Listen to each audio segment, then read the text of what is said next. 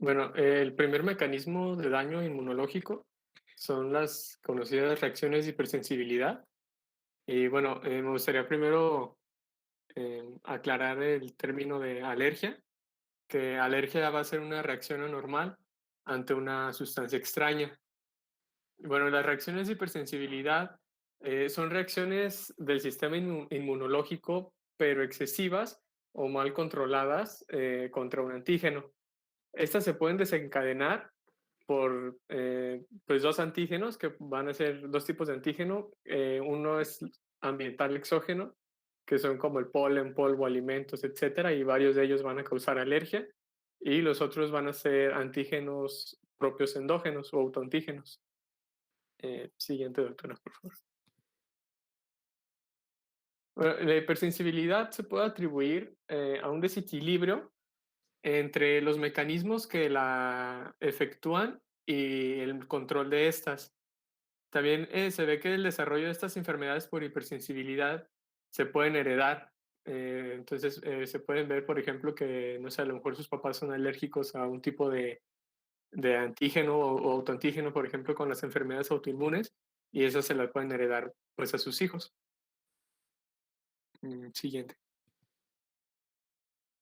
El primer tipo de hipersensibilidad va a ser el tipo uno, que esta a menudo se le conoce como alergia, y a los antígenos que causan esta alergia se les llama alergenos.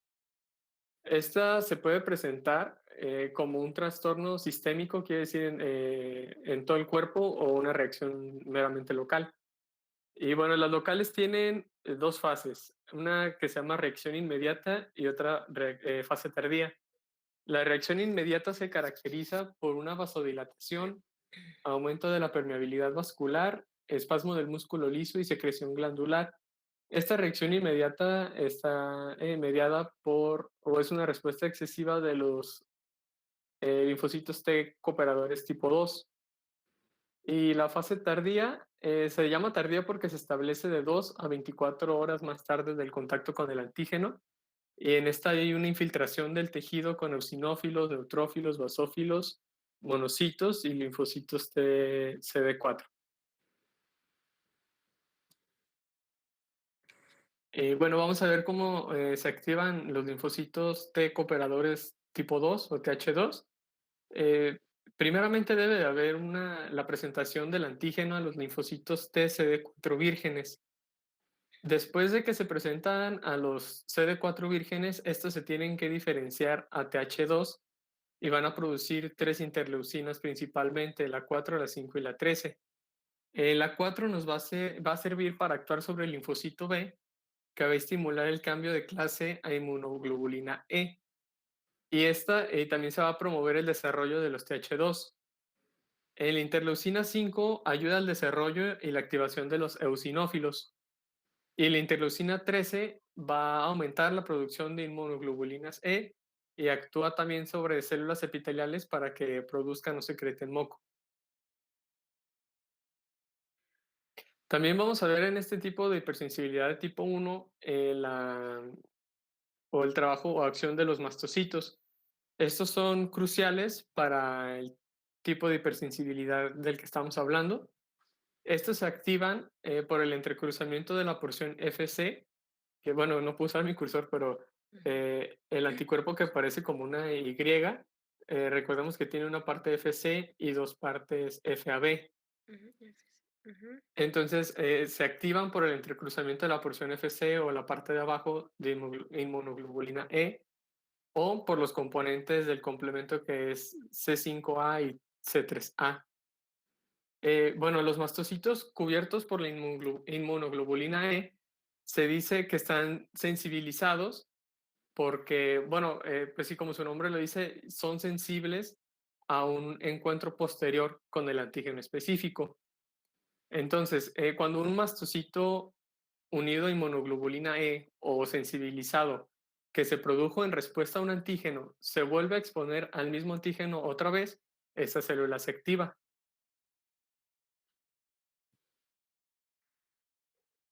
Vamos a tener mediadores de la hipersensibilidad inmediata, que, bueno, cuando los mastocitos se activan, recordemos que el mastocito tiene gránulos Una vez activados estos se van a degranular y van a liberar, se llaman mediadores preformados o primarios o mediadores también secundarios, que en los secundarios tenemos, por ejemplo, productos lipídicos y citocinas.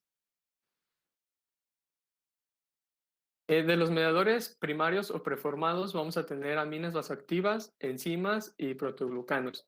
En las aminas vasoactivas, la más común o la más conocida es la histamina, que pues ya conocemos las acciones que hace, que produce contracción del músculo liso, aumenta la permeabilidad vascular y también aumenta la secreción de moco. De hecho, esta es pues como de las más famosas en las reacciones de alergia. También vamos a tener las enzimas, que estas van a producir daño tisular, generación de cininas y componentes activados del complemento al actuar sobre las proteínas precursoras. Y por último, los proteoglucanos, como la heparina y el sulfato de condroitina. La heparina, pues además de ser un anticoagulante, nos va a servir para empaquetar y almacenar las aminas de los gránulos. Ya entrando a los mediadores secundarios, encontramos los lipídicos, que estos son derivados principalmente del ácido araquidónico, por ejemplo, los leucotrienos y las prostaglandinas. Ujú. Los leucotrienos tienen una acción parecida a la histamina, pero tienen una actividad como más elevada o son más activos, pues. Y estos también van a aumentar la permeabilidad vascular, producir contracciones del músculo liso bronquial. Y por ejemplo, el leucotrieno B4 es quimiotáctico para neutrófilos, eosinófilos y monocitos. Y la prostaglandina D2 también provoca broncoespasmo y producción de moco. Entre los mediadores lipídicos, que bueno, esta no es derivado del ácido araquidónico, es el factor activador de plaquetas. Produce agregación plaquetaria, como dice su nombre, liberación de histamina, broncoespasmo, aumento de la permeabilidad vascular y vasodilatación. Y también, siguiendo con los mediadores secundarios, tenemos las citocinas. El factor de necrosis tumoral, interleucina 1 y quimiosinas promueven el reclutamiento de leucocitos, además de que la interleucina 4 amplifica la respuesta del linfocito T cooperador tipo 2. Y las células inflamatorias que reclutan el factor de necrosis tumoral y las quimiosinas derivadas del mastocito van a ser también fuentes adicionales de otras citocinas y factores liberadores de histamina que a su vez van a causar mayor degranulación en el mastocito.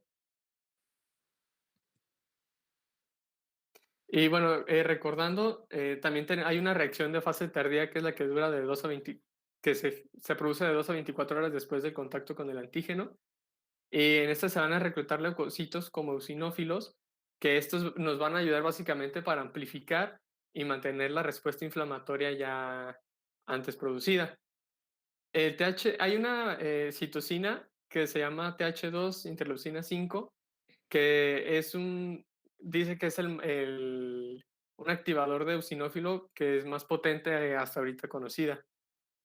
Y tras activarse, esta citocina liberan enzimas proteolíticas, así como dos proteínas únicas que van a dañar tejidos. Esta es la proteína básica principal y la proteína catiónica del eosinófilo.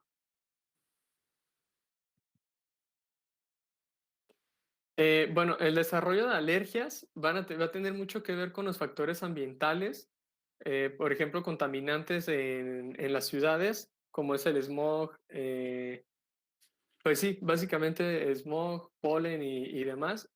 Y bueno, hay un concepto que es atopia, que se refiere a tener una mayor tendencia a sufrir reacciones de hipersensibilidad inmediata. Y los sujetos o los pacientes que tienen atopia les vamos a llamar sujetos atópicos. Estos sujetos atópicos van a tener una concentración o tienden a tener concentraciones más altas de inmunoglobulina E y más linfocitos TH2 productores de interleucina 4 que la población o sujetos no atópicos.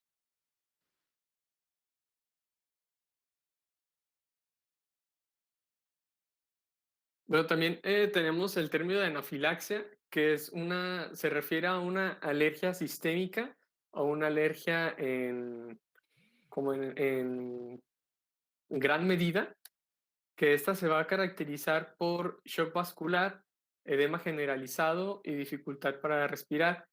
En los pacientes que llegan a presentar anafilaxia, basta con que estén expuestos a una dosis baja de antígeno para que ésta se desencadene.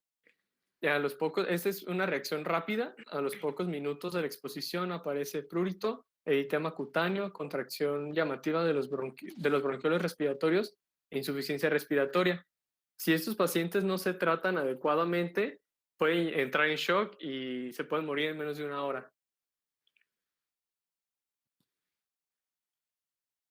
Bueno, hasta aquí terminamos de la hipersensibilidad tipo 1. Hay 4, de hecho es tema un poco largo. Pero bueno, en la hipersensibilidad tipo 2, esta va a ser mediada por anticuerpos.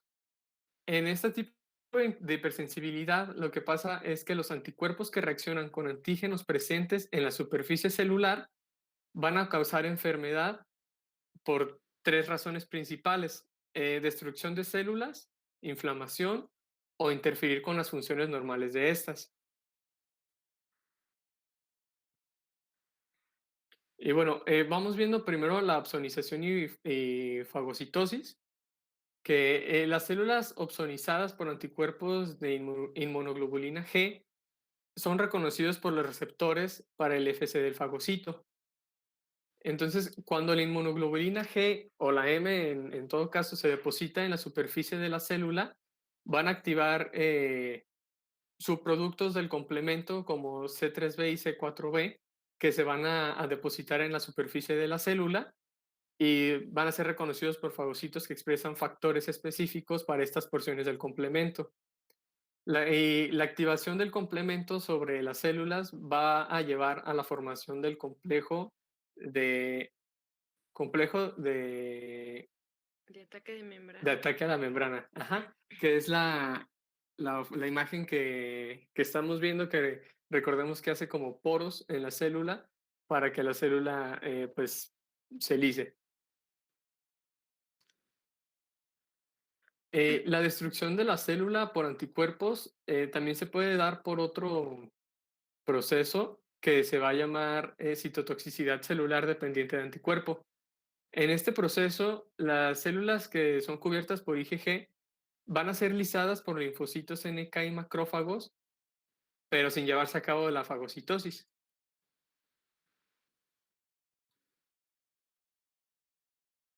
Este tipo de destrucciones celulares por anticuerpo y fagocitosis se van a dar en cuatro eventos principales, que son reacciones transfusionales de donantes incompatibles, enfermedad hemolítica del recién nacido, también se va a ver en anemias hemolíticas, agranulocitosis y trombocitopenia inmunitarias, y pues también por último reacciones a fármacos que actúan como apteno. Y bueno, como comentábamos, los tres tipos de lesión van a ser también, entra en este caso la inflamación, que los anticuerpos depositados en los tejidos van a llamar a polimorfonucleares como monocitos y anafilotoxinas, y estos van a incrementar la permeabilidad vascular. Esto se da, esto va a dar lugar a producción de enzimas lisosómicas como proteasas, que van a ser capaces de digerir la membrana basal, colágeno, elastina y cartílago, y van a terminar dañando al tejido. Y por último, la disfunción celular tenemos de tipo citoinhibidora o citoestimulante. En este caso, los anticuerpos se van a dirigir a los receptores de la superficie celular y van a alterar sus funciones. Puede ser citoinhibidora, que por ejemplo en la Myasthenia gravis, los anticuerpos reactivos contra los receptores de acetilcolina van a bloquear la transmisión neuromuscular y van a causar debilidad muscular. Por otro lado, la citoestimulante se puede observar en la enfermedad de Graves-Basedow, ¿se pronuncia? Se Sí. apellida. En la que los anticuerpos contra el receptor de la hormona tirotropina van a estimular a las células, sí, estimulando la producción de células y van a terminar causando hipertiroidismo. También tenemos la hipersensibilidad de tipo 3, o también conocida como mediada por inmunocomplejos, en la que los complejos de antígeno anticuerpo van a producir daño tisular, sobre todo al desencadenar la inflamación en las zonas en las que se van a depositar. Los inmunocomplejos se pueden formar en circulación, o sea, en la sangre, y depositarse en la pared de los vasos sanguíneos o depositarse en un tejido en específico, que en este caso sería, bueno, se dice que es in situ. Ujú, Eh, los antígenos pueden ser exógenos, como proteínas extrañas que se inyectan, o endógenos, que en caso de la autoinmunidad, que quiere decir que, por ejemplo, mismas partes de nuestro cuerpo que no deberían de ser vistas como antígenos, pues el anticuerpo lo ve como antígeno ujú. y pues va a desencadenar el tipo de hipersensibilidad. Y ahí en las imágenes se puede observar la unión del antígeno a los anticuerpos. Y bueno, en este caso, ahí está un ejemplo en la otra imagen que se deposita en el endotelio del vaso. Espérenme, es que no quiere entrar a estas horas.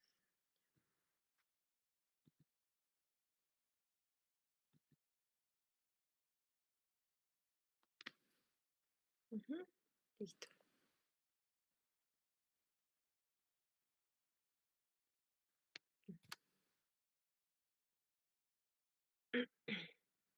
Y bueno, la enfermedad por inmunocomplejo sistémica se puede dividir esta en tres fases. La primera es la formación del inmunocomplejo. Esta se da cuando el antígeno introduce al cuerpo, desencadena una respuesta inmunitaria, que este va a dar lugar a que se formen anticuerpos en la sangre, los cuales estos anticuerpos van a reaccionar al antígeno y formar propiamente el complejo de antígeno-anticuerpo. En la segunda fase, que es el depósito de inmunocomplejos, este complejo de antígeno-anticuerpo se va a depositar en varios tejidos. Se ha visto que nada más los inmunocomplejos de tamaño mediano son los que se llegan a depositar con éxito y se depositan estos principalmente en órganos donde se filtra sangre a alta presión para formar otros líquidos, por ejemplo, los glomérulos o articulaciones. Y la tercera fase es de inflamación y lesión tisular. Ya que se depositó el inmunocomplejo, se inicia una reacción inflamatoria aguda y ya es cuando empiezan a aparecer manifestaciones como fiebre, urticaria, artralgias, proteinuria, etcétera. Y dependiendo de dónde se deposite el inmunocomplejo, se le va a dar su nombre. Por ejemplo, en los vasos vasculitis, glomerulonefritis si fuera en el glomérulo, artritis si fuera en las articulaciones. Ahí es la misma foto que ya habíamos visto, que en este caso se depositó en el vaso, en este caso pues sería una vasculitis. Ujú. El último tipo de hipersensibilidad va a ser el tipo 4 o mediada por linfocitos T. En este caso, la hipersensibilidad se debe a la inflamación causada por citocinas producidas por los linfocitos TCD4 y la muerte celular provocada por el otro tipo de linfocitos que es el CD8. La hipersensibilidad dada por estos linfocitos es la causa de muchas enfermedades inflamatorias crónicas, como es el caso de las enfermedades autoinmunitarias. Primero que es la inflamación mediada por linfocitos TCD4. Estas se denominan como reacciones de hipersensibilidad retardada porque la respuesta inmune comienza o se manifiesta de 24 a 48 horas después del contacto con el antígeno. La diferenciación de linfocitos T está impulsada por citocinas producidas por las células presentadoras de antígenos en el momento de la activación de este. O sea que las células presentadoras de antígenos van a decidir o van a determinar si el linfocito TCD4 virgen se convierte en TH1 o TH17. Si la célula presentadora de antígeno em, secreta, si secreta interleucina 2, se va a diferenciar el linfocito T en TH1. En todo caso, si se produce interleucina 1, 6 o 23, este se va a diferenciar en TH17.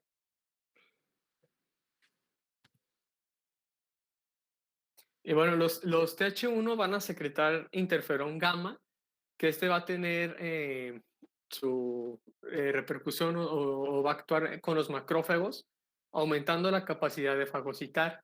Estos macrófagos van a expresar más moléculas del complejo de inmunohistocompatibilidad tipo 2, facilitando la presentación de antígenos. Secretan factor de necrosis tumoral, interleucina 1 y quimiosinas que van a promover también la inflamación. En el otro caso de las TH17, estas van a secretar interleucina 17, interleucina 22, quimiosinas y citocinas que van a reclutar neutrófilos y monocitos promoviendo la inflamación. La diferencia, no, todavía no llevo la diferencia, perdón. El otro tipo es la citotoxicidad mediada por linfocitos TSD8. Ahora sí, la diferencia entre la CD4 y la CD8 es que en la CD4 solo se puede ver lesión celular y con la CD8 los linfocitos te matan a las células que expresan el antígeno. Ujú, Estos van a ser perforinas y grancinas y otras proteínas que entran a la célula por endocitosis. La perforina y la granzima van a actuar en conjunto. La perforina va a facilitar la liberación de la granzima y la granzima pues son proteasas que cinden y activan a las caspasas, que esto va a derivar en que la célula diana haga apoptosis. Entonces, la imagen que está aquí, la anterior, se puede ver, por ejemplo, esta CD8 literalmente va a ocasionar o a terminar en muerte celular y la CD4 simplemente la lesiona. ujú.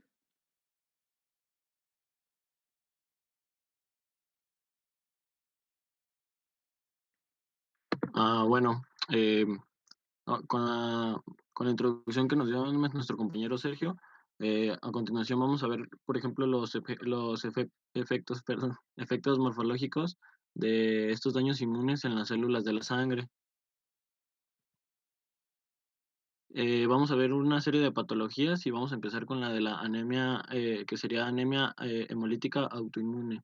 Este síndrome va a haber un grupo de patologías y van a englobar diferentes serie de signos y síntomas, pero van a tener un común denominador, que va a ser la hemólisis del glóbulo rojo, que pues es la destrucción, ¿no? del glóbulo rojo. Como dice King, consiste en su destrucción y remoción de los glóbulos rojos de la circulación antes de que vayan a cumplir su vida media, que si mal no recuerdo es de 180 días.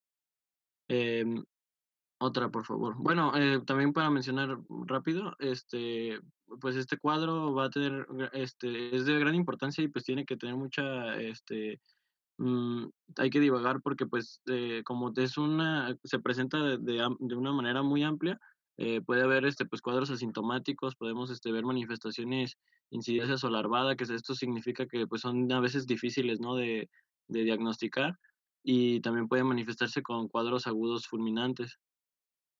120 días, gracias. Sí, 120. Sí, ¿no? ¿Sí había dicho 120? Sí, dijiste 180. Ah, perdóname, sí. Ya no carburo los números. Aquí podemos ver en una imagen, que podemos ver, pues, cómo la hipoplasia, ¿no? Del sistema eritropoyético.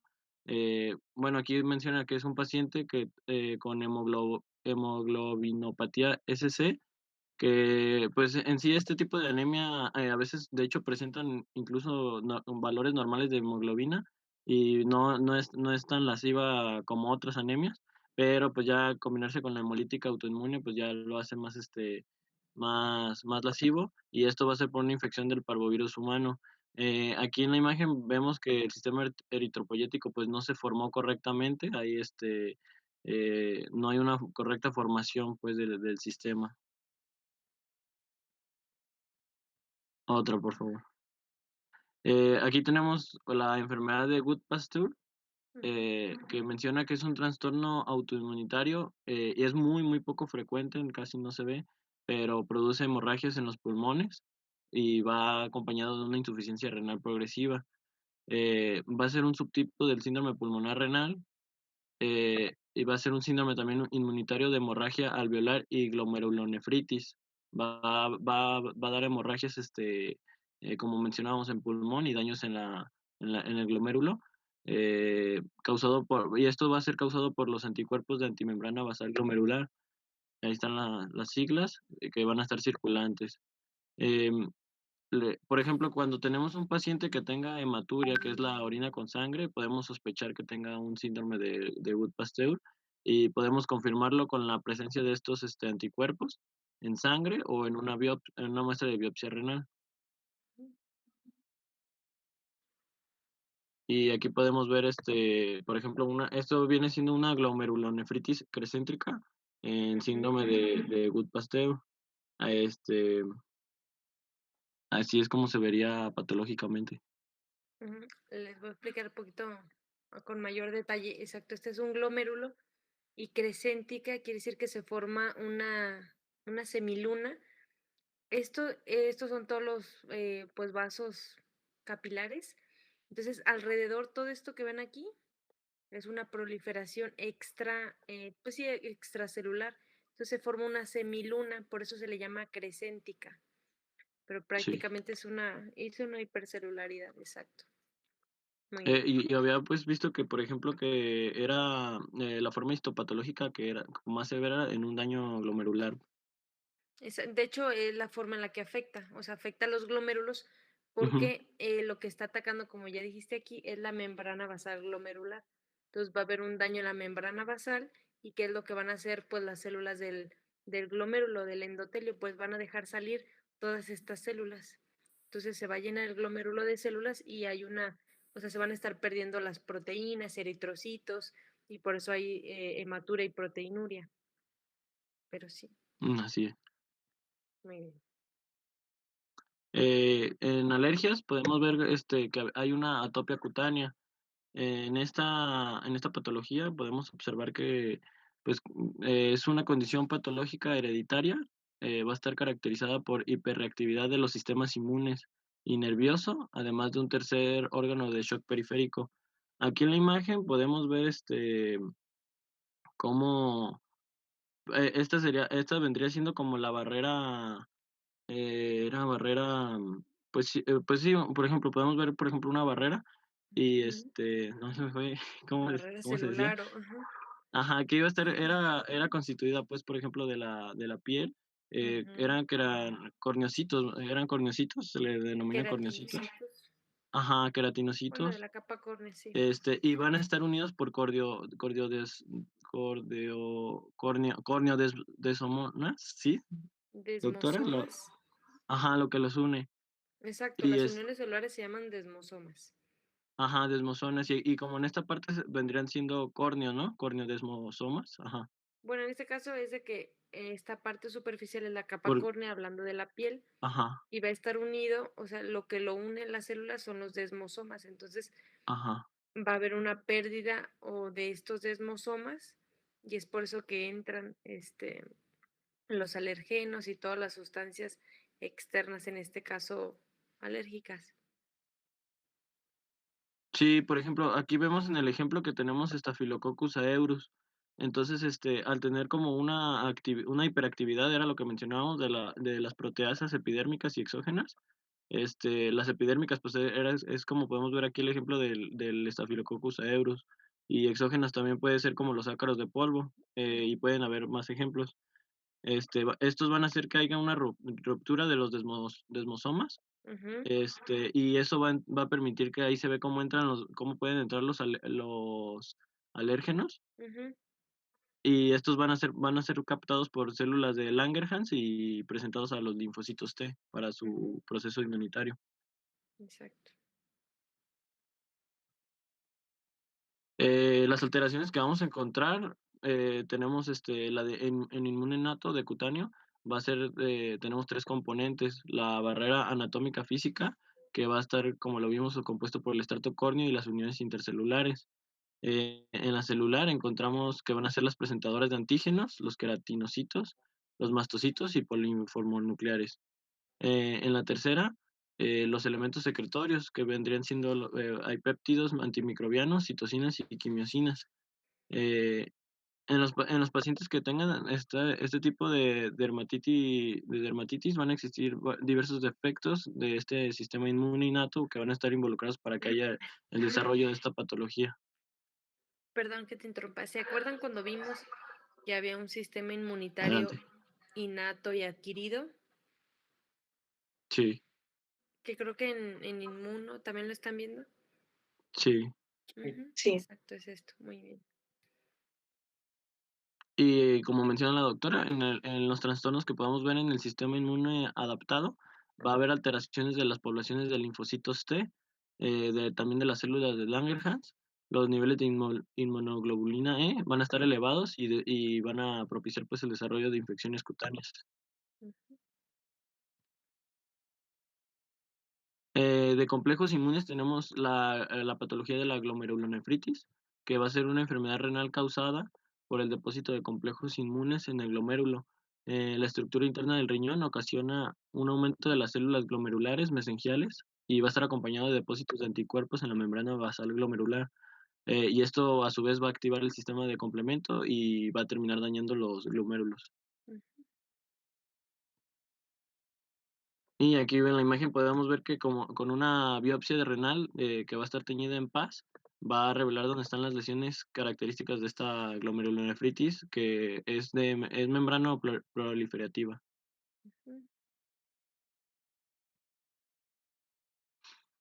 De complejos inmunes continuamos que, por ejemplo, en esta que acabamos de ver, que era de glomerulonefritis membrano proliferativa, va a estar clasificada en 3 tipos, encontramos 3. La primera va a ser la forma más frecuente y va a estar caracterizada por presencias de depósitos inmunes en el mesangio y en el subendotelio. Estos depósitos posiblemente proceden en casi todos los casos de inmunocomplejos circulantes. En el tipo 2, que también se llama enfermedad de depósitos densos, como lo dice su nombre, va a estar caracterizada por la presencia de depósitos continuos a lo largo de la membrana basal del glomérulo, eh, túbulos y también en cápsula de Bowman. En el tipo 3 va a estar caracterizada por presencia de depósitos subepiteliales, mesengiales y subendoteliales. Como decíamos, en la glomerulonefritis de membrana proliferativa, el daño renal inicial va a ocurrir por el depósito de inmunoglobulinas, los elementos del complemento o ambos en el mesangio y en el endotelio capilar. Este depósito va a desencadenar la llamada de células inflamatorias y el subsiguiente daño inflamatorio. Y eso es como llegamos al, pues sí, ahora sí que al daño inflamatorio, que puede ser celular o proliferativo.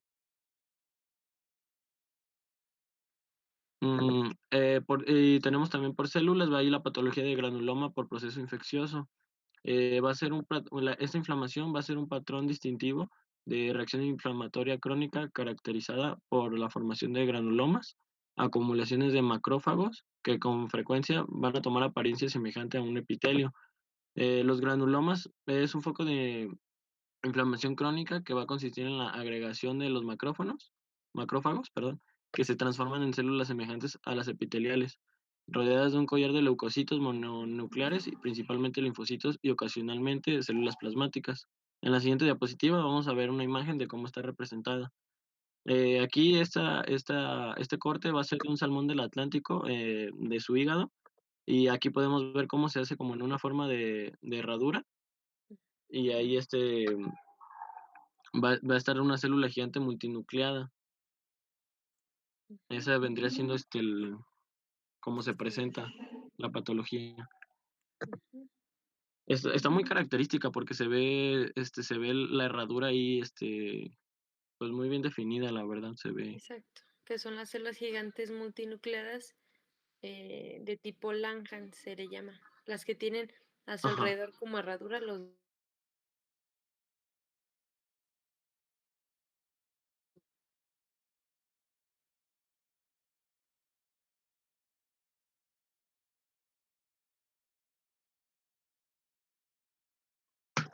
Ah, perdón.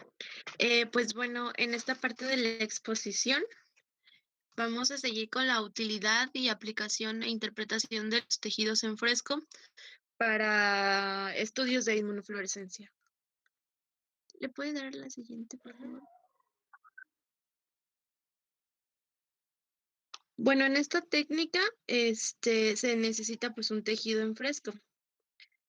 se podría decir que pues se entiende como tejido en fresco algo que se extrae en el momento y aparte que tiene que tener la característica como por así decirlo de que todavía está vivo. No sé si me doy a entender con eso.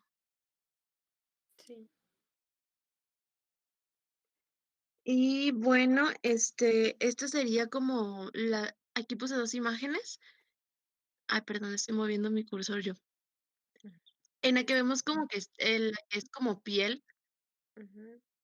es la más común, se supone Ahí está. para lupus, pero también podemos, obtener la prueba del riñón. Pues en una biopsia exacta de riñón.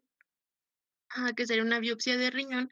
Más adelante, hablaremos de por qué se puede hacer ahí. Es decir, ahí también en el riñón se pueden hacer, depósitos de inmunocomplejos. Es por eso que también se pueden tomar las biopsias de ahí. Pero bueno, yo supuse que era más fácil, o dependiendo de la biopsia y de la enfermedad, de la gravedad, se deberá de tomar, pues, la decisión de tomarlo ya sea de piel o directamente de del riñón. De hecho, en pacientes con lupus que mencionaste, aparte de, o sea, de hacer el diagnóstico, la biopsia de riñón ayuda para ver qué tan avanzada está, porque entre más daño tenga el riñón, o sea, va a llegar un momento en que el riñón va a ser un riñón terminal o con atrofia generalizada y hay que extirparlo o hay que, sí, hacer un trasplante. Entonces, a todos los pacientes con lupus se les hace biopsia de riñón para ver en qué estadio están o qué tan avanzada está la enfermedad. Casi, casi es de cajón que se las hagan. Sí, bueno, gracias. Lilia, creo que estás topando tu micro. ¿No se escucha? ¿Se escucha? Bajito, pero sí. Ay, voy a ver si se escucha mejor así. Ujú. Bueno, les decía que esta técnica se utiliza, pues, para diagnosticar principalmente enfermedades de tipo autoinmunitario y se basa en la exploración del fenómeno biológico de la reacción, es decir, cómo están interactuando el anticuerpo y el antígeno, la relación que tienen al unirse anticuerpo y antígeno. Y es de gran utilidad para enfermedades, ya les mencionaba, autoinmunitarias de piel y mucosas, como el lupus eritematoso. ¿Le puede cambiar la siguiente, por favor?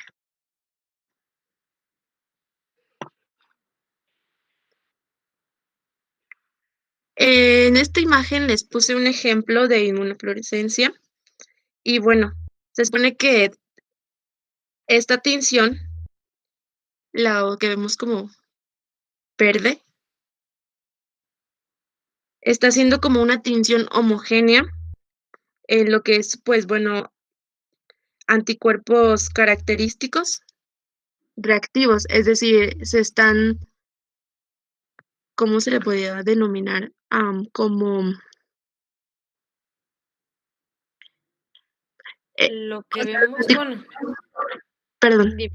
los anticuerpos ahí ya están reactivos, es decir, como que se están estudiando para ver la reacción anticuerpo-antígeno y se ve una tinción homogénea por esto que les mencionaba de que están reactivos los anticuerpos específicos en esta imagen.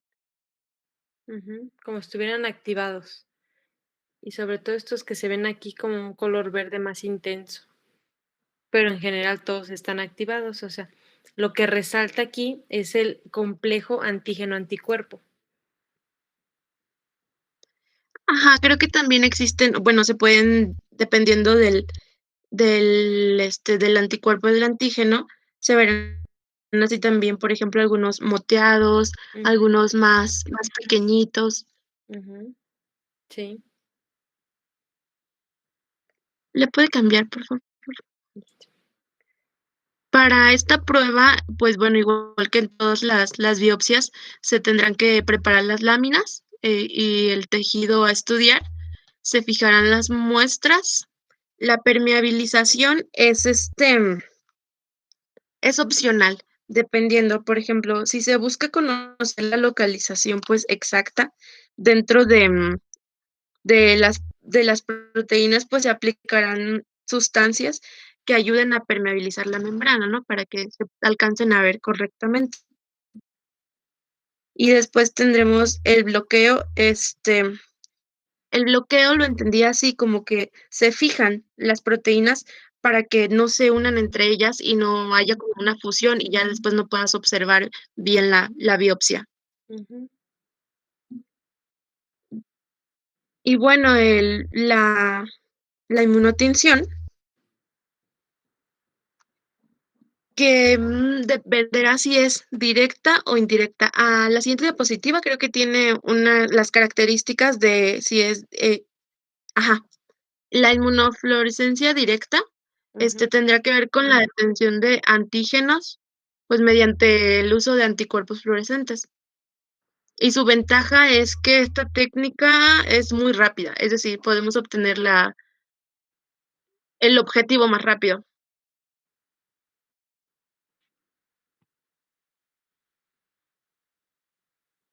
Y la secundaria o la indirecta implica, pues, esta será en 2 pasos. Primero se tendrá que emplear con un anticuerpo no fluorescente y su unión al antígeno de interés para ver cómo funciona, y ya después se utilizará un segundo anticuerpo que lo reconocerá.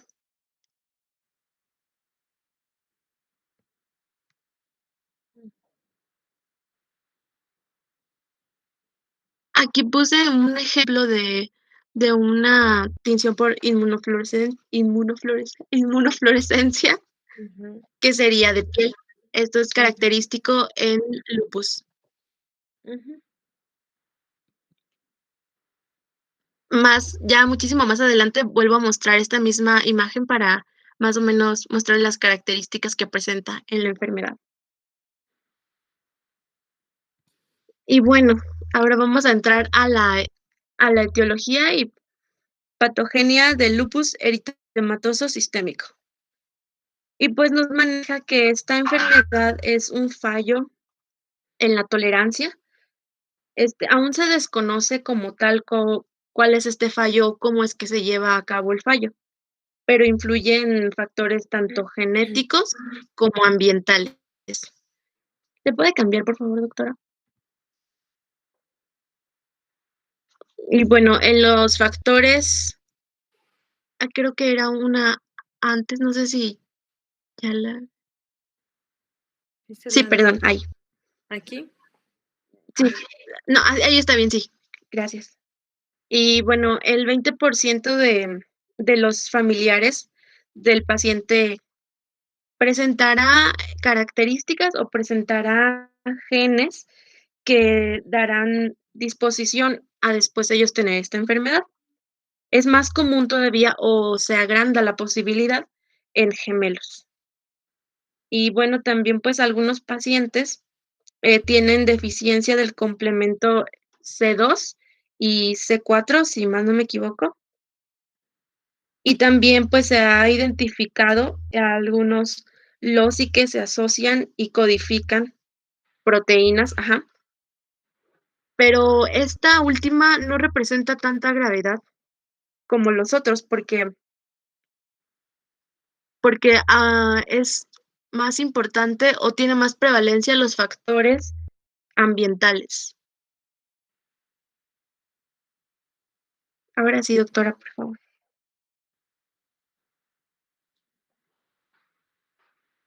Y bueno, estos serían algunos de los factores inmunitarios. Más adelante vienen los factores ambientales, pero los factores inmunitarios tendríamos fracaso de la autotolerancia en linfocitos B, y pues esta dará paso a una eliminación incorrecta de linfocitos B. Si recordamos poquito en clases pasadas habíamos tomado el tema de que los linfocitos pasan por varios procesos hasta llegar a su maduración. Uno de ellos es cuando los presentan para ver si son autorreactivos o no. Entonces, si son autorreactivos, pues se desechan, ¿no? Y, entonces aquí sería la primera, de que no se están desechando correctamente los linfocitos autorreactivos. Y después los linfocitos T, de CD4,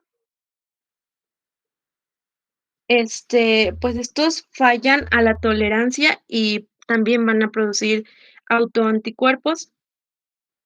Dependerá, pues, de qué linfocito falle, de qué linfocito T falle, pero para lupus es muy común los linfocitos T, colaboradores que se encuentran en el plasma. Sí. Perdón. Y bueno, por último tenemos a los interferones tipo 1. Estos, se encuentran elevados en sangre y estas toxinas que se liberarán, pues van a activar a las células dendríticas, la cual va a estimular a los autoantígenos. Los interferones de tipo 1. No se conoce también a la perfección cómo es este proceso de interferones tipo 1, pero adelante puse una diapositiva con una imagen que es como, pues sí, un modelo hipotético. Ay, doctora, creo que la puse muy adelante. Si quiere, ahorita que lleguemos allá. Y bueno, después los factores ambientales, y estos serán exposición a la luz ultravioleta y fármacos también, que es uno de fármacos, es un tipo, se puede decir que otra clasificación de lupus, pero más adelante mostraré algunas características. Y bueno, el sol, que también puede ser algo muy, muy importante tomar en cuenta, por eso que se recomienda el bloqueador solar o salir a horas cuando el sol ya no es tan fuerte, ¿no? Para evitar este tipo de lesiones. Ahora sí, doctora, por favor. Esta era de la que les hablaba. Esta es la que no se conoce muy bien el proceso que se lleva a cabo, pero bueno, esto sería como en un patrón hipotético, ¿no? Y tendríamos los genes o también tendríamos el tipo de, ¿cómo se dice? Ambientales, que nos darían paso, pues bueno, a que los linfocitos B y T, de autoantígenos nucleares se unan con su anticuerpo al estar siendo activados. Aquí, en esta parte, ay, perdón, no les puedo mencionar. Bueno, sí, aquí donde dice interferones tipo 1, es donde se estaría haciendo lo que les mencionaba hace ratito, y esto producirá, pues,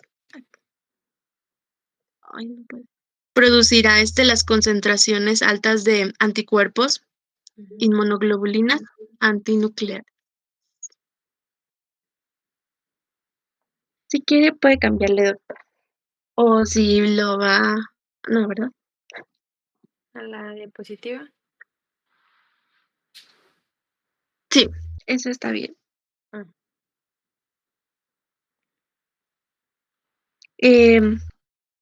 Bueno, ahora con los mecanismos de lesión tisular, que serán pues el proceso que se llevará a cabo para que existan como tal las lesiones en la piel o en los tejidos. Y la mayoría se asocia a inmunocomplejos, que sería por un mecanismo de hipersensibilidad tipo 3, que hace ratito ya Vinicio los mencionaba. Pero bueno, como para recordar o recapitular, pues entonces habrá depósitos de complejos y estos a su vez activarán el sistema de complemento, después pues se reclutarán los leucocitos y demás, y por último se liberarán pues las enzimas y que dará paso al daño tisular. También los autoanticuerpos específicos frente a los eritrocitos y los leucocitos, estos van a opsonizar las células y pues promueven la lisis y la fagocitosis de estos leucocitos. Y síndrome por anticuerpos antifosfolipídicos que causarán trombosis, también pueden causar isquemia. Estas son variables, pero entre las más características tenemos que los vasos sanguíneos. Se acumulan los vasos en los vasos sanguíneos y puede haber una como contracción de luz, pero más adelante también tengo una imagen, creo. ¿Le puede cambiar, por favor? Y llegamos a los cambios morfológicos. Em, bueno, ya decíamos que la mayoría de este proceso se debe a los depósitos de inmunocomplejos en los vasos sanguíneos, riñones, tejido conjuntivo y piel. Puede haber muchísimos más dañados, pero estos son los más característicos, el lupus eritematoso.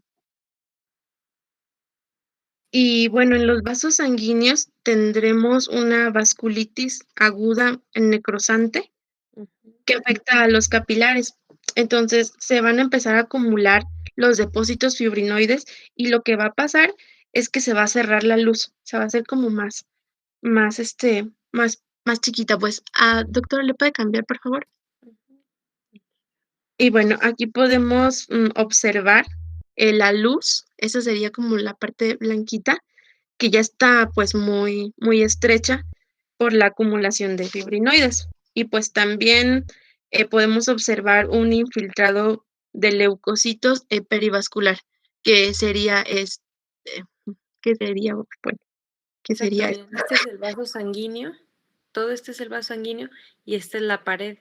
Entonces observen cómo hay acumulación de detritus todo esto que se ve rosita es la necrosis fibrinoide, la vasculitis leucocitoclástica o leucocitoclásica se caracteriza por eso, por necrosis fibrinoide, detritus celulares y acumulación de polimorfonucleares en la pared del vaso y vean cómo se estrecha o se reduce el calibre de la luz.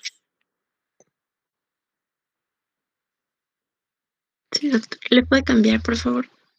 Espérenme, me da 5 Sí, minutos. perdón. Es que van a venir por un paquete. ¿Sí, bueno? Permíteme. Escucho muy peor. Escucho muy a la chica. Escucho muy a la chica. Sí, le traes tu audio prendido. ¿Qué trauma con eso? Pero un susurro, ¿no? Lilia, ¿Qué pasó? ¿Estás bien? ¿Por qué? Sí. No, más pregunto. Creo que el diablo habló por tu micrófono y tiene en cuenta. Estoy sola en mi casa. No manches. ¿Es en serio? Ay, Sí, de verdad, no hay nadie en mi casa. No manches, Lilia. se escuchó bien Ahorita culero. horrible Escucharon por el susurros. micrófono. Ya, Ay, no perdón, sé. es que siempre hasta ahora me recogen un paquete. Ok, Maestra, ¿en su entonces- casa espantan? ¿Mande? ¿En su casa espantan? No, hasta ahorita no. ¿Por qué? Gracias a Dios. Entonces, micrófono, Lilia. Creo que hasta el momento no. Listo. ¿Ahí ven la pantalla? Sí, doctora. Ok, muy bien.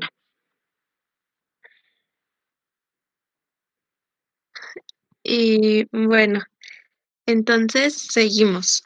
Riñón va a ser otra de las características, bueno, de los tejidos afectados en esta enfermedad. Y pues habrá lesiones glomerulares por los depósitos de inmunocomplejos. En todos, la mayoría de las afectaciones va a ser por depósitos de inmunocomplejos. Y las más comunes, ay doctora, creo que era, bueno, sí, si quiere dejarle ahí. Y las más comunes, pues bueno, es la tipo clase 1, que sería esta que tenemos aquí en la imagen, y se depositan los inmunocomplejos, pero no hay cambios estructurales. Solo se pueden ver por inmunofluorescencia, que se ven abajo como unos puntitos verdes muy sutiles, pero Exacto. en la de arriba no hay cambios como tal Ujú. estructurales. Entonces se podría decir que este tipo de daño glomerular no se puede identificar con otra tinción que no sea inmunofluorescencia. Más que tinción sería la técnica, pero sí. Bueno, Pues en este caso es lo que les comentaba de todos los pacientes con lupus, siempre se les hace biopsia de riñón para ver qué tan afectado está. Entonces, si nosotros observamos si se ve un riñón normal por morfología, se le hace la técnica de inmunofluorescencia y ya se ven los anticuerpos, aquí resaltados de color verde claro. Entonces, esta paciente, aunque clínicamente tiene lupus, pero no tiene un estadio o no está tan avanzada la enfermedad. y bueno, la otra que sería de proliferativa mesangial de tipo 2, los inmunocomplejos se depositan en el mesangio, no sé si Ujú. doctora les pueda señalar, El y mensaje se está puede ver, y se puede ver pues un incremento leve de la matriz, como del mesangio, así como que se está. exacto. Si se fijan, bueno, comparen esta con esta y se fijan aquí se ven como un poquito más hipercelular. Es el mesangio que está proliferando y aquí se Esa ve por sería inmunofluorescencia. sí, perdón. Ujú, Esa sería la 2 y ujú, por último la 3.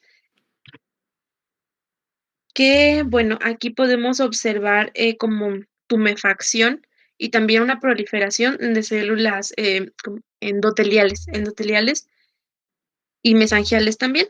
ujú, Y pues también hay depósito fibrinoide y ujú. también se pueden observar como trombos. No sé si Ajá, o sea, el depósito endotelial sería todo esto. Adentro del vaso hay pues células que están proliferando. La necrosis fibrinoide es esta, todo este material que se ve pues eosinófilo. ¿Y qué otro comentaste? Proliferación endotelial, necrosis y también que fibrinoide, hay ajá, trombos. y los, Exacto. bueno, sí, pues los trombos, ¿qué sería? Esto de aquí que ven, esta es la luz del vaso, el capilar. Vean cómo se ven este material aquí adherido al endotelio. Estos son los trombos. Ujú, Y bueno, la piel también es muy característico, de hecho, creo que es una de las principales características ujú, en lupus y se verá afectada, pues, la cara y el puente de la nariz y las mejillas, lo que era como una forma de mariposa, y así ujú, se le exacto. denomina exantema en mariposa. Pero no significa que nada más pueda aparecer en la cara, sino que también se puede presentar en extremidades y en tronco. Y, Ujú. pues, hay una inflamación dependiendo también de la gravedad y edema. Aquí les decía que era la otra imagen por inmunofluorescencia, Ujú. Acá y estaba. se observa, la inmunoglobulina, ajá, como lo que está como un poquito más verde neón, no sé cómo Ajá, decirlo. lo que resalta en fosforescente Ajá, son los inmunocomplejos o los sí. complejos antígenos anticuerpos. Ujú, exacto. Otras morfologías que se pueden presentar también, pues, bueno, son las pericarditis y puede afectar también a otras cavidades serosas. Se inflaman las membranas, serosas, Ujú, y estos pueden presentar desde un una inflamación aguda, también puede ser subaguda o crónica. ujú. Bueno, aquí el aparato cardiovascular también será alguna de las características que se puede tomar en cuenta, dependiendo, o sea, no todos los pacientes pueden presentar, em, este tipo de patologías en el aparato cardiovascular, pero bueno, se dice que un 50% de ellas la presentará. Ujú. Y la lesión puede ser en cualquier parte del corazón. Eh, aquí yo la puse que sería una miocarditis. Sí, sí, una miocarditis. Y podemos observar. Endocarditis. ¿Perdón, doctora? Sí, endocarditis también se le Sí, dice. Ujú. endocarditis. Sí, Y adelante.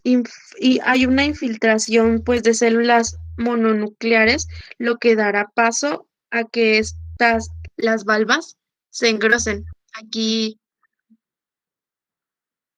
como arriba de las cuerdas tendinosas, podemos observar cómo están como más engrosadas las valvas. Ujú.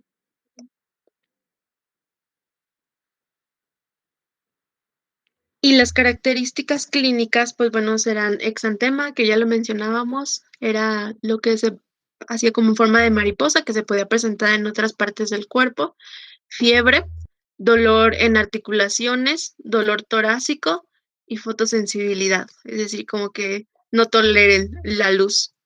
Ujú.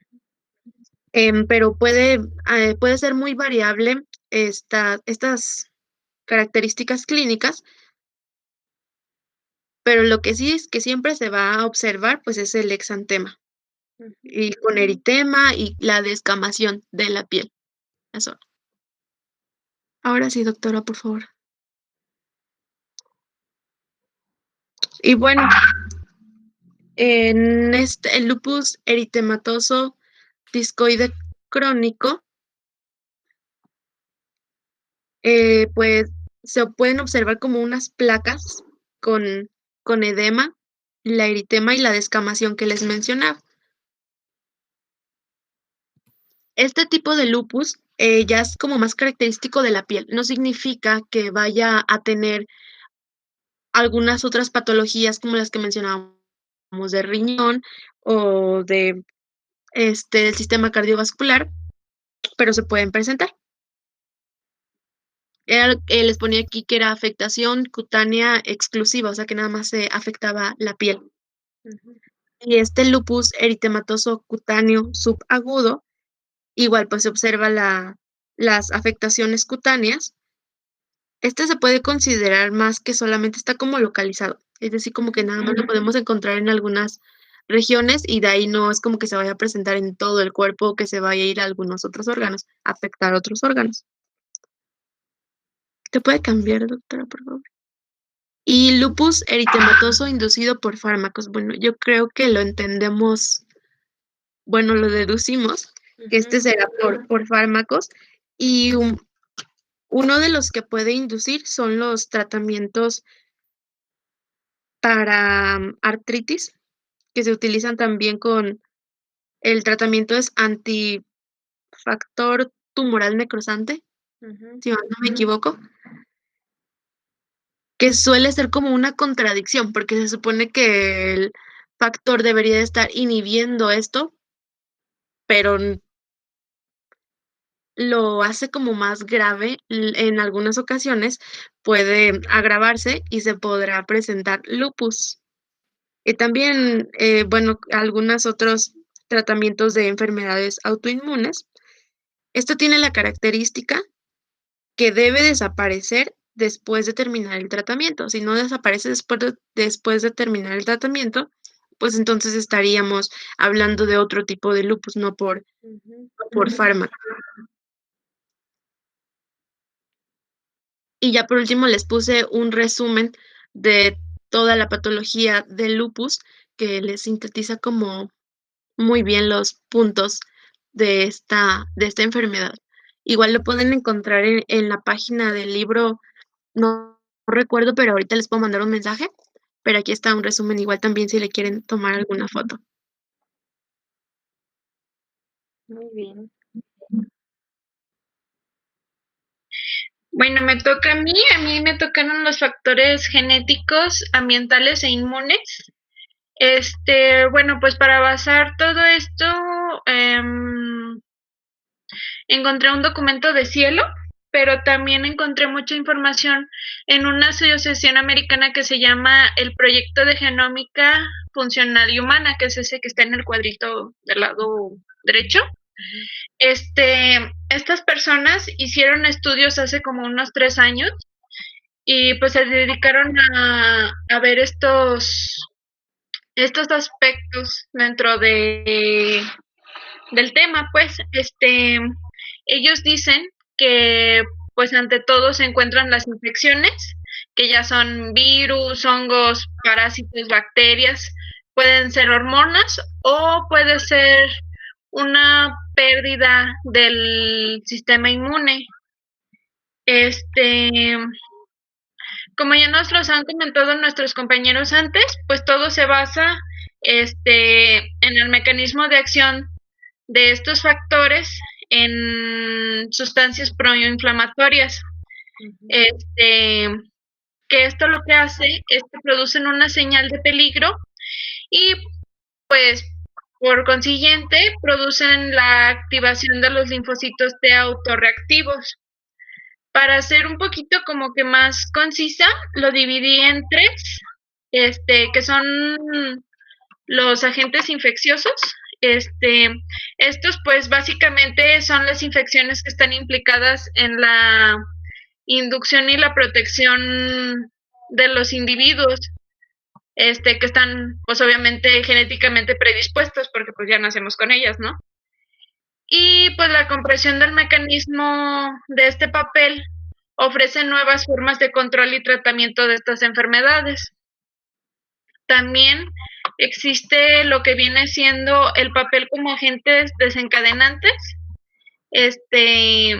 Pues esto su rol se ha visto en la artritis reumatoide y la Proteus mirabilis, en la EA y en la Klebsiella pneumoniae, en la diabetes mellitus 1 y entre otras.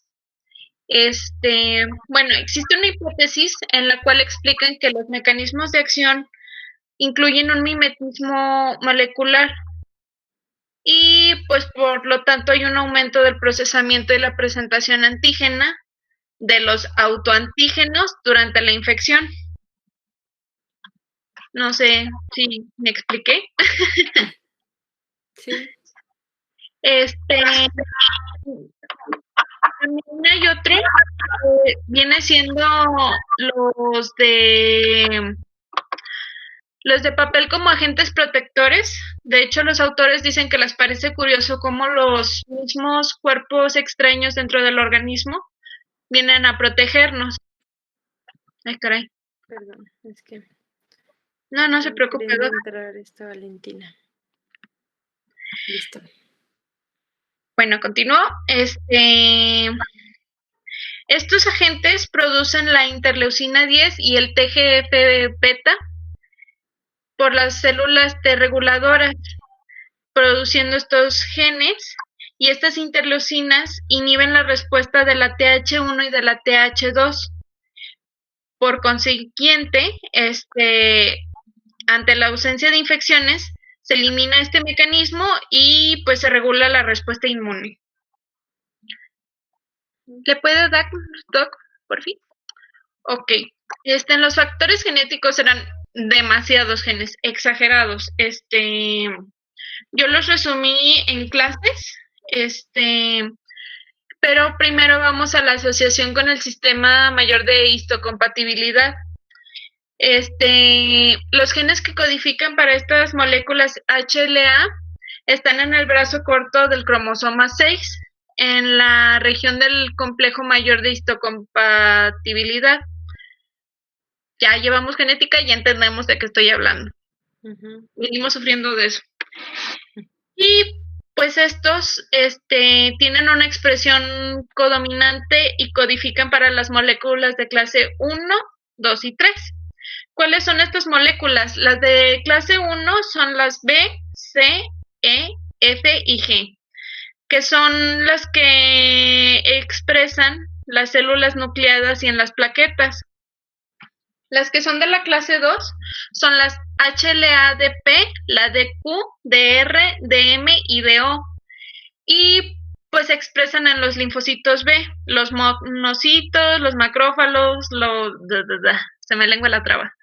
Los macrófagos, células dendríticas, las endoteliales, las epiteliales, intestinales, hematopoyéticas tempranas y los linfocitos T activados. También existen las que son las de clase 3, que son las HLA no clásico. Se codifican para las proteínas del complemento, o sea, que son las involucradas en el procesamiento intracelular de los componentes de péptidos, que son la TAP1 y TAP2, y también en las moléculas de expresión de las células epiteliales en la superficie, que son la MIC-A y MIC-B. Y acá arribita les puse una imagen del gen, que es el cromosoma 6, y las regiones para las que codifica. También, pues, cabe mencionar que estos autores mencionan que hay muchos factores genéticos atribuidos a la inmunidad, a la autoinmunidad. Tales son como, por ejemplo, el gen PTPN22, que es un importante regulador de la respuesta de los linfocitos T. Y pues se ha puesto como un importante marcador genético de la autoinmunidad. Se ve implicado en las enfermedades como el LES, que es el lupus eritematoso sistémico, creo.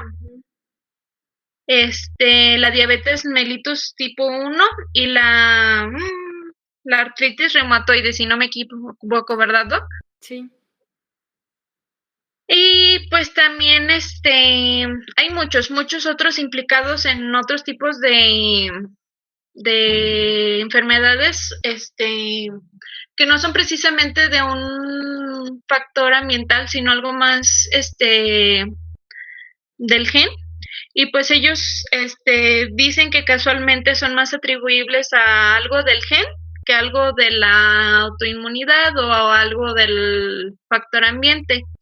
Y por eso consideran que al comprender mejor la patogenia de las enfermedades se pueden desarrollar mejores estrategias para diagnosticarlo. Y pues en el caso de, por ejemplo, del lupus o de la artritis reumatoide, pues ampliar lo que vendría siendo las terapias, ¿no? Porque pues hasta donde se sabe, sí hay tratamientos y todo, pero no hay una cura así como de que, ay, me tomo una pastilla y ya se me quitó todo, ¿no? Entonces, probablemente en un futuro donde tengamos mejor desarrollado el campo de la genética y pues de la medicina también, quizás ya no veamos tantos pacientes sufriendo de estas condiciones. ¿Le da, Doc, por favor? Miren, pues aquí se los resumí un poquito más.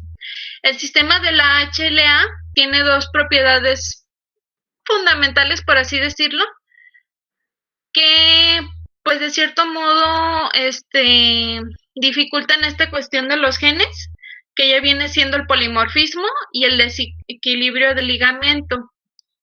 También la combinación de estos representa un haplotipo que generalmente es heredado de los padres y pues fenotípicamente se expresa.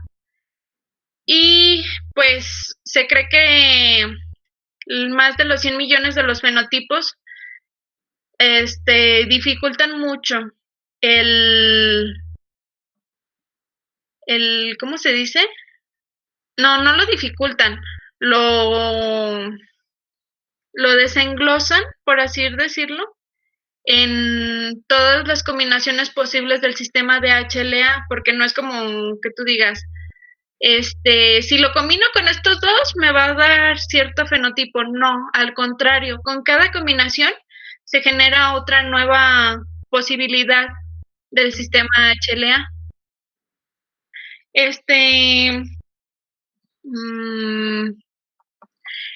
Otra cosa importante que mencionar es que los genes ubicados en la región de la MHC, que es el de histocompatibilidad, presentan una alta asociación génica, que pues esto es lo que se conoce como un desequilibrio de ligamiento, ODL, si lo encuentran por ahí. Y pues volvemos a lo mismo, que pues en muchos casos se redirecciona a un factor más genético, heredado, que por algo más de una cuestión de un factor ambiental o de un factor, ¿cómo decirlo?, de la autoinmunidad. También me pareció curioso e importante poner esto, que en la diabetes mellitus 1, que la concordancia entre los bebés que son gemelos, que son de monocigotos, del 30 al 70%, hay una predisposición genética. No es del 100%, pero indica que igual lo mismo, que los factores genéticos influyen mucho más que los factores ambientales y que los factores de una cuestión inmunológica. Nada más para resaltar. ¿Le puedes dar, Doc? Y pues ahí traté de sacarlo lo mejor que pude porque era un documento PDF. Pero pues ahí está básicamente en resumido pues los genes que están implicados, la enfermedad que implica, que hace pues, y pues el mecanismo de autoinmunidad. Y ya pues si les queda ahí alguna duda, pues me dicen y pues ya trato de explicarles.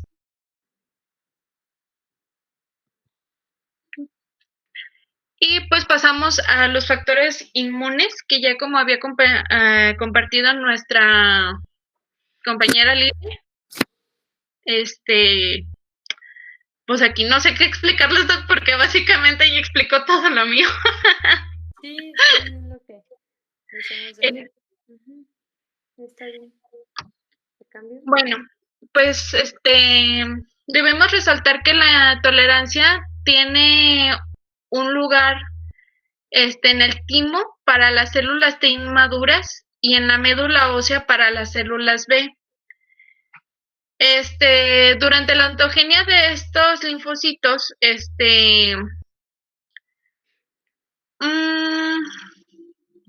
a ver, espérenme, por aquí tengo mi apunte de eso, porque si no los voy a confundir más. ¿Dónde está? ¿Dónde está? ¿Dónde está?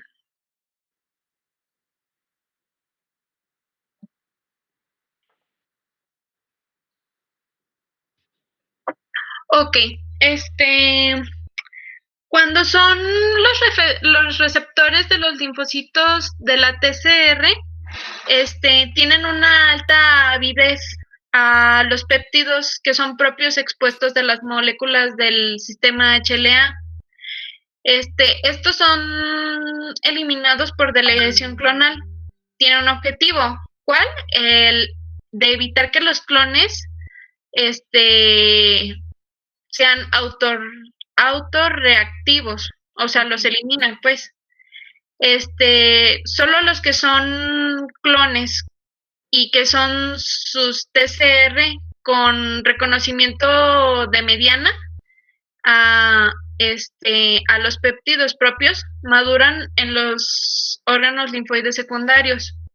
No sé si me di a entender o si los revolví más. No, está claro.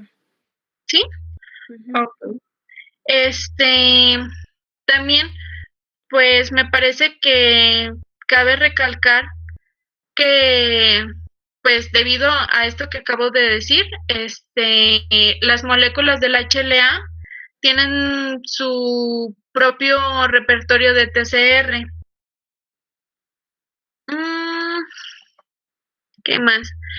Pues que hay ausencia de moléculas coestimuladoras, la cual la ignorancia y la supresión de la activación de células T reguladoras de CD4, CD25, FOXP23, aplican para esta ausencia de moléculas coestimuladoras. Es que lo puse todo al revés, perdón.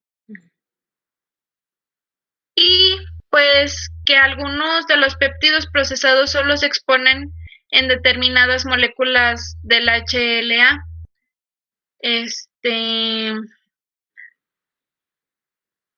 Cabe mencionar también que estas moléculas del HLA en un individuo determinan su respuesta inmune en 2 niveles. Puede ser durante la selección negativa en el timo y en la selección de los péptidos de la periferia. ¿Le puede dar, por favor, Miss?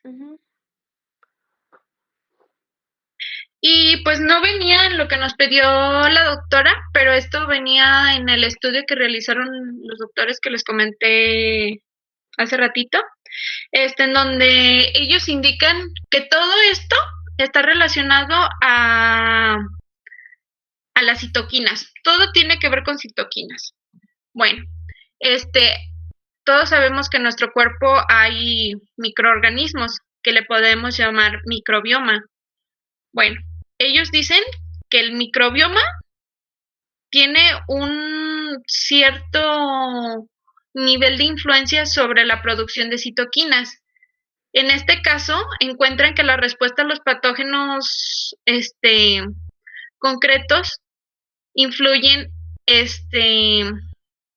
algunas bacterias de la flora intestinal en la producción de las citoquinas. ¿Sí me explico? O sea, yo me enfermo y yo tengo bacterias en mi organismo. Entonces, estas bacterias van a producir citoquinas para combatir a ese organismo que no es propio de mi cuerpo. Es lo que volvíamos del tema pasado. A pesar de que son bacterias, son buenas para mí porque me van a ayudar a combatir lo que me está haciendo daño. Entonces, la variación de la microbiota modifica la producción de metabolitos que educan o influyen en las células inmunitarias, lo que les lleva a diferentes resultados cuando estas células son expuestas a infecciones. O sea, no toda la flora bacteriana va a aplicar igual, va a tener diferentes reacciones, esto dependiendo de cuáles sean los metabolitos que producen y pues obviamente también a las células a las que están expuestas, ¿no? Al antígeno al que están expuestos. También hay que reconocer que pues que el microbioma comparado al factor genético es mucho menor. Solo explica el 10% de la variabilidad, al 25% o 20-50% de los factores genéticos sobre algunas de las producciones de las citoquinas. Lo que quiero dar a entender es que sí nos ayuda, sí tiene un peso sobre el factor de la autoinmunidad, o sea, sí nos ayuda, pero todo se lo vamos a deber a los genes. ¿Sí me explico? ¿Le da, Miss, por favor? Bueno, Raúl Aguirre Gamboa fue uno de los que participó en este estudio junto con los otros doctores, y pues ellos estiman que como influyen los factores genéticos y ambientales de las poblaciones de células, también influyen en la concentración de las inmunoglobulinas. Y pues se encuentran en su trabajo que las variaciones en los linfocitos T están más influidas por los factores genéticos y que la variabilidad del número de los linfocitos B se debe principalmente a los factores no genéticos, como ellos dicen que el estilo de vida, el estilo de alimentación, la edad, el sexo, el peso, incluso se lo deben a la estación del año, porque todos hemos dicho en alguna vez de que es que es alérgico al clima, o ya va a empezar la temporada de lluvias, o es que me hace de alergia el polen o el polvo. Ujú. Y ellos creen que pues que esto también tiene mucho que implicar, pero que pues que tiene un mayor peso por lo genético otra vez. Exacto. ¿Le puedes dar otra vaca? Uy, ahí se recortó. Bueno, aquí voy a explicar yo los criterios de diagnóstico. De aquí significa diagnóstico para el que no sepa. Según el Colegio de Reumatología. Pues primero voy a empezar con el lupus. Se puede decir que si una persona tiene 4 de estas 11 condiciones, tiene lupus. Ujú. O sea, no importa cuáles. Si escoges 4 de las 11 y las tiene, es lupus. Pueden estar presentes todas a la vez o unas por tiempos o pueden ir apareciendo durante un indeterminado tiempo. Y pues ya nos les había comentado Lilia, que era la erupción con forma de mariposa que aparece en las mejillas. Pueden aparecer la erupción discoide tanto en la cara como en los brazos, como en el cuello, como en el torso. Tienen unas erupciones cutáneas debido a que son sumamente sensibles a la luz del sol o a la luz UV. De hecho, a las personas que tienen lupus, rara vez las vas a ver en el sol o luego te van a decir, ¿sabes qué? Me tengo que meter porque pues no puedo estar en el sol. De hecho, yo tengo una amiga que su papá tiene lupus, él es el portador. Su hermana mayor falleció de lupus. Ella tiene lupus y su hermano pequeño tiene lupus. Entonces, yo jamás la vi en el sol, a cada rato estaban en las clínicas, dándoles tratamientos muy agresivos y pues sí, ella presentaba, creo que de estas 11 tenía 8 y pues sí decía que era muy pesado y que pues que todo se debía a una cuestión hereditaria, pues por su papá. Bueno, ya volviendo, les pueden salir úlceras tanto en la boca o en la nariz, que pues que no les duelen. También tienen artritis, que pues es dolor articular. Tienen pleuritis o pericarditis, que pues es la inflamación de las membranas que recubren al pulmón y al corazón. También tienen anormalidades en la orina. Pueden tener proteinuria, pueden tener hematuria, pueden tener cilindruria o pues simplemente pueden excretar células renales, todo durante la orina. También tienen problemas del sistema nervioso, pueden presentar convulsiones o psicosis. Esto no se sabe por qué. Pueden tener problemas sanguíneos, tanto como una anemia de glóbulos rojos, de plaquetas, de glóbulos blancos, lo que se les ocurra. También cabe mencionar que en las pruebas de laboratorio muestran un aumento de la actividad autoinmunitaria. O sea, todos conocemos que esta enfermedad es autoinmune, lo que significa, en unas palabras coloquiales, que el cuerpo mismo se ataca, o sea, no reconoce qué es lo bueno de lo malo, no sabe qué es enfermo, qué es sano, él destruye parejo.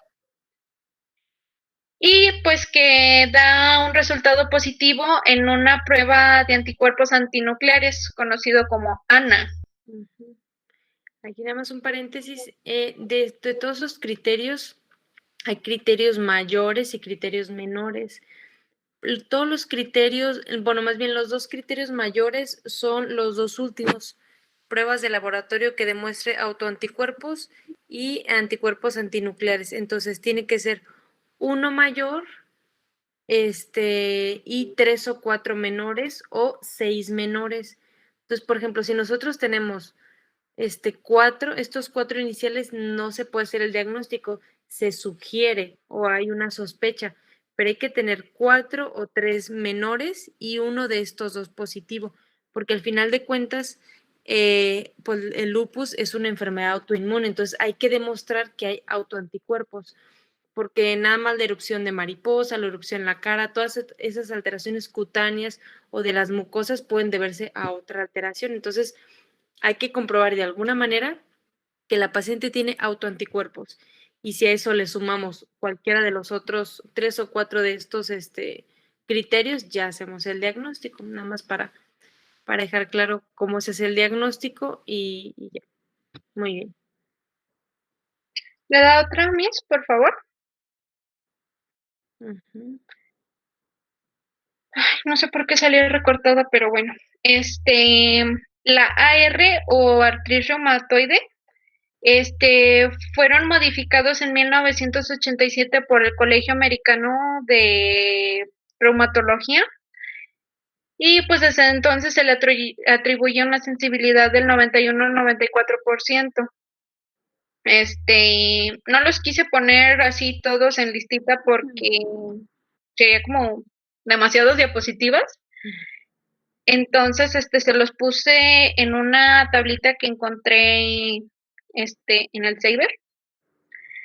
Y pues, estos criterios indican que puede haber una rigidez matutina de 1 hora o más, puede haber artritis de 3 o más grupos articulares, pueden estar inflamados simultáneamente y pues deben de ser revisados pues por un médico. También debe haber artritis de las articulaciones de las manos, también puede haber artritis sistémica, que pues que es una Simétrica. Simétrica, perdón, entendí sistémica. Es una afectación simultánea de todo un mismo grupo articular. Debe de ser en ambos lados del cuerpo. Por ejemplo, si yo digo, me duele la mano derecha, por ejemplo. Esto quiere decir que a fuerzas me tiene que doler también la mano izquierda. Si me duele la rodilla derecha, también me tiene que doler la rodilla izquierda. Eso quiere dar a entender. También existen nódulos reumatoides, lo cual son... Fati, creo que tu micro se escuchó. Bueno, esto quiere decir que son nódulos subcutáneos que tienen prominencias óseas.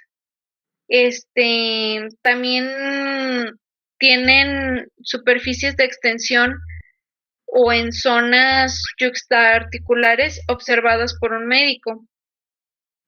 También hay un factor reumatoide en suero, lo cual quiere darnos a entender que hay una presencia de un factor reumatoide elevado y pues debe de ser un resultado en controles inferior al 5%. También hay alteraciones radiológicas, lo cual pues nos da mucho que decir porque pues pueden existir tanto osteoporosis yuxtaarticular como una erosión. No sé si hay alguna duda. No. ¿No? ¿Le da otra, por favor, Doc? Y pues también les quise poner esta, que es un poquito más actualizada porque del otro no encontré tan actual. Creo que la más actual que yo encontré, no sé si haya más, es de la de 2005. Y pues encontré esta de 2010, que pues que ahora las miden con puntajes. Ya determinado el puntaje, pues se realiza el diagnóstico y pues ahí lo tienen. Otra, por favor, Doc. Y pues de las que yo investigué que son más comunes de las enfermedades autoinmunes, también estaba la esclerosis múltiple. Para esta, los que son más utilizados para su criterio diagnóstico es la tabla de McDonald. En estos criterios se define un brote como un episodio de alteraciones neurológicas sugestivas de la esclerosis y que dura más de 24 horas. Estas lesiones se tienen que, pues no sé cómo llamarlo, porque ahí les dicen objetivar, pero yo creo que en nuestros términos sería como ser observadas, ser evaluadas por una exploración neurológica. Si han escuchado alguna vez el término de cada cabeza es un mundo, sí aplica, porque pues en cada persona pues es diferente y cada pronóstico pues más diferente todavía, pero existen algunos signos que pues se pueden asociar, ¿saben? Como la edad, que debe de ser mayor a 40 años, se me olvidaron. Tienen síntomas iniciales de motores cerebelosos y trastornos de esfínter. También tienen episodios frecuentes durante los primeros 2 años de la enfermedad. Tienen un intervalo breve entre los primeros 2 ataques. También tienen remisiones incompletas y pues una progresión rápida de la enfermedad. ¿Le da otra, Miss, por favor? Esta es la tabla de criterios de McDonald. Pues igual, se mide por recaídas y por objetivos de las lesiones de la RM. También tiene requisitos adicionales para el diagnóstico. Pues esto, a pesar de que no se distingue tan bien, pues busqué una que se viera pues más o menos porque pues me pareció interesante ponérselos. ¿Alguna duda?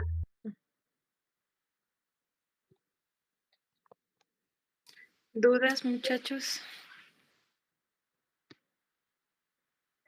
Doctora, todavía falta. Ya sé. De Sí, yo yo tengo mi el presentación. equipo 4. Yo sé que falta el equipo 4. No, del equipo 3. Y de la nuestra. No, pues yo creo que la vamos a dejar para el viernes. Sí, el viernes, bueno, obviamente mañana es el examen. El viernes terminamos con